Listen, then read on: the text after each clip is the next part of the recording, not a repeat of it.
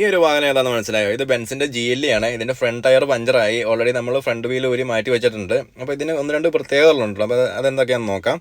ഇതാട്ടോ അതിൻ്റെ normal wheel. അപ്പോൾ ഈ നോർമൽ വീലിനെ അപേക്ഷിച്ച് ഇതിൻ്റെ സ്പെയർ വീൽ എന്ന് പറയുന്നത് ഒരു ചെറിയൊരു വീലാട്ടോ. അതായത് വളരെ ചെറിയൊരു വീലാണ്. അപ്പോൾ ജസ്റ്റ് ഒരു അടുത്തൊരു ടയർ ഷോപ്പ് വരെ എത്തിക്കാവുന്ന ഒരു പർപ്പസിന് വേണ്ടി മാത്രം കമ്പനി മേക്ക് ചെയ്തേക്കുന്ന ഒരു സ്പെയർ വീലാണ്.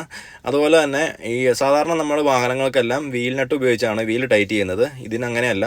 ഇതിന് വീൽ ബോൾട്ടാട്ടോ വരുന്നത്. അതുപോലെ തന്നെ ഈ ഒരു വീൽ ബോൾട്ടിൽ സ്പെയർ വീലിന് സെപ്പറേറ്റും നോർമൽ വീലിന് സെപ്പറേറ്റും ആട്ടോ. അതായത് ലെങ്ത്തിൽ കുറച്ച് ഡിഫറൻസ് ഉണ്ട്. അത് ഞാൻ കാണിച്ചു തരാം എങ്ങനെയാണ്.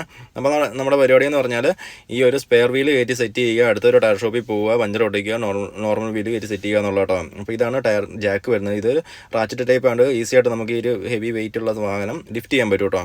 ഓക്കെ, അപ്പോൾ നമുക്ക് ഈ ഒരു വാഹനത്തിന് ഈ സ്പെയർ വീൽ സെറ്റ് ചെയ്യാം. അതുപോലെ തന്നെ ഇതിൻ്റെ ലെങ്ത് ഡിഫറൻസ് ഞാൻ കാണിച്ചു തരാം കേട്ടോ. ഇതാട്ടോ ആ ലെങ്തിൽ ഉള്ള ഡിഫറൻസ്, മനസ്സിലായില്ലേ? അപ്പോൾ വേറെ കാര്യങ്ങളൊന്നുമില്ല.